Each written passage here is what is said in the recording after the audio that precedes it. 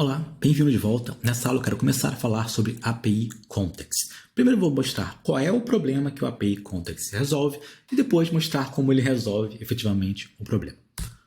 Bom, em React é muito comum ter de passar o estado ou qualquer outra informação de um componente para o outro, mas muitas vezes essa passagem envolve várias camadas.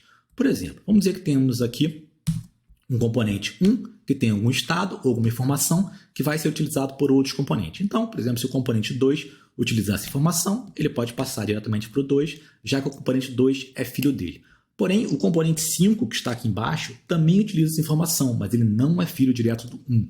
Ele é filho do 4, que por sua vez é filho do 3, que aí sim é filho do 1.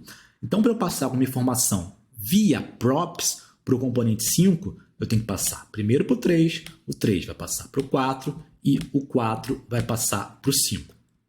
Isso é um problema chamado prop drilling, porque muitas vezes o estado deve ser passado por vários componentes que não utilizam esse estado, eles apenas passam o estado ou a informação adiante. E aí, às vezes, você quer alterar o componente 4 e tem que lembrar que o componente 5 depende dele, ou o componente 3. Então, cria-se um problema. O ideal seria uma forma de passar informação ou estados de um componente para outro diretamente, mesmo que eles não sejam hierarquicamente ligados, mesmo que um não seja pai e o outro não seja filho direto dele. Então, isso é possível com o API Context. Com ele é possível passar o estado de um componente, exportar o estado em um componente pai e utilizar esse estado, essa informação exportada em qualquer um de seus descendentes. Então, voltando aqui, nosso diagrama, nesse caso eu exportaria o estado no componente 1, exportaria o contexto, vamos ver isso, e aí eu posso importar ele no componente 5 e em qualquer outro componente que eu queira. Como fazemos isso? Bom, o primeiro passo é criar um contexto utilizando o método createContext. Vamos ver isso aqui no código. Nós temos aqui uma aplicação bem simples, eu vou fazer ela mais simples possível. Nesse caso aqui, eu poderia passar por props, que eu só tenho um componente pai e um componente filho, mas eu quero simplificar apenas para mostrar como é que usa-se o API Context. Então, o primeiro passo é criar um context.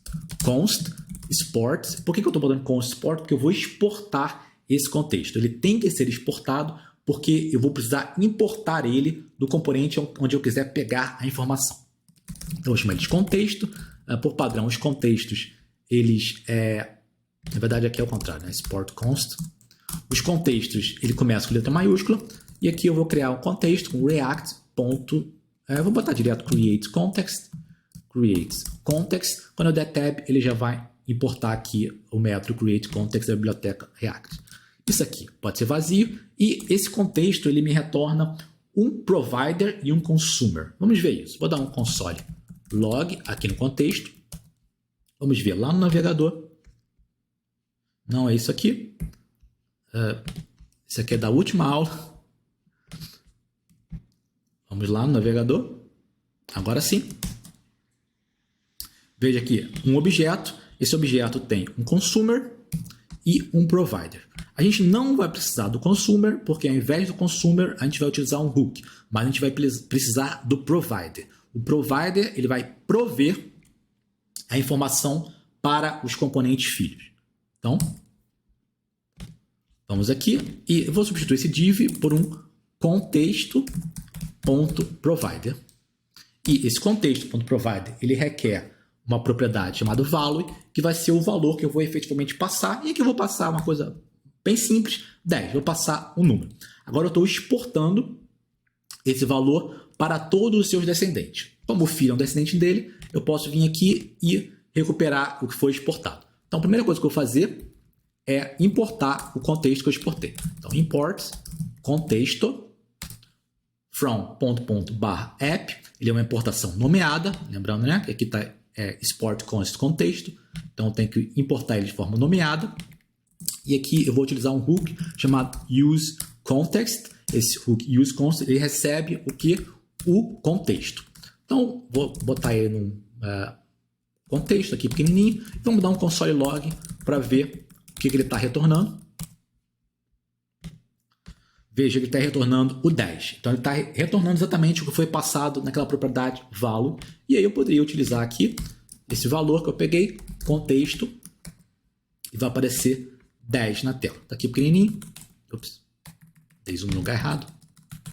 Está aqui. Bom, eu passei só um valor, poderia passar um objeto, poderia passar funções, mas nessa aula vamos começar passando apenas valor. Aqui eu vou passar um objeto, mas vai ser um objeto constante de qualquer forma. Vou botar aqui nome João, sobrenome Moraes, e aqui eu estou recebendo, então eu posso botar contexto.nome e aqui contexto.sobrenome e aparece aqui João Moraes. Então você veja que é muito simples definir um contexto, basta utilizar o create context e eu vou utilizar o provider desse contexto para englobar todos os componentes que eu quero que o valor esteja disponível. Então todos os componentes dentro desse contexto vão poder acessar esse contexto. E aí, onde eu quiser acessar, eu importo o contexto e eu uso useContext para pegar os valores do contexto, que seria o equivalente ao consumer.